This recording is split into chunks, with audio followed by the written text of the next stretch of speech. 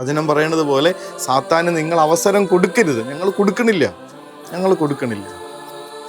ഇതിനകത്ത് പ്രശ്നം എന്താണെന്ന് വെച്ചാൽ, സാത്താൻ നമ്മുടെ കുടുംബത്തിലേക്ക് കയറാൻ അനുവാദം കൊടുത്തു കഴിഞ്ഞാൽ പ്രശ്നം വരാൻ പോണത് അവൻ നമ്മുടെ കണ്ണുകളെ അന്ധമാക്കുന്നുണ്ടോ. 1-ാമത്തെ വായനയിൽ കാണുന്നുണ്ട്, ഹാഗാർ കുഞ്ഞിനെയും കൊണ്ട് മരുഭൂമിയിലേക്ക് ഇറങ്ങിപ്പോകേണ്ടി വരുന്നുണ്ട്. ആ സമയത്ത് ദൈവം സംരക്ഷിക്കുമെന്നുള്ള കർത്താവിൻ്റെ പദ്ധതി മനസ്സിലാക്കാത്തത് കൊണ്ട് കണ്ണ് നിറഞ്ഞു നിൽക്കുന്ന ഹാഗാറിൻ്റെ മുൻപിൽ അരുവി മറക്കപ്പെടുന്നുണ്ട്.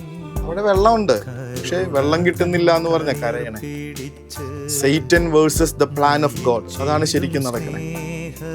സാത്താൻ നമ്മുടെ വീടിന്റെ അകത്ത് കയറാൻ അനുവദിച്ചാല് അവൻ ദൈവത്തിന്റെ പദ്ധതി എന്താണെന്നുള്ള ഒരു തെളിച്ചം നമ്മളിൽ നിന്നിങ്ങനെ മറച്ചു വെക്കും.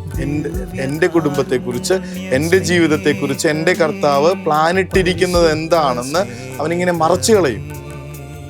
വലിയൊരു നീരുറവ തൻ്റെ മുൻപിൽ ഉണ്ടായിട്ട് അത് കാണാൻ പറ്റാത്ത വിധത്തിൽ ഹാഗാറിൻ്റെ കണ്ണുകളെ കണ്ണീര് കൊണ്ട് മറച്ചതുപോലെ സാത്താൻ അകത്തേക്ക് കയറാനായിട്ട് നമ്മൾ അനുവദിച്ചാൽ, നമ്മുടെ കുടുംബത്തിലേക്ക് കയറാൻ അനുവദിച്ചാൽ ഉറപ്പായിട്ടും അവൻ ദൈവത്തിൻ്റെ പദ്ധതികളെ നമ്മളിൽ നിന്ന് മറച്ചു വയ്ക്കും. പിന്നെ നിരാശയാണ് പെട്ടെന്ന്.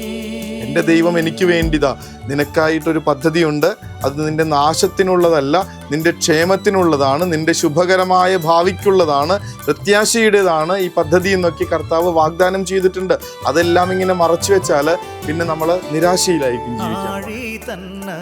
ഈ കുടുംബത്തിലേക്ക് പിശാചിൻ്റെതായിട്ടുള്ള ഒന്നും തന്നെ വാക്കോ പ്രവൃത്തിയോ വസ്തുക്കളോ ഒന്നും തന്നെ കടന്നു വരാതിരിക്കാനായി കർത്താവെ ഞങ്ങളെ ശക്തിപ്പെടുത്തണേന്ന് പ്രാർത്ഥിക്കുന്നു.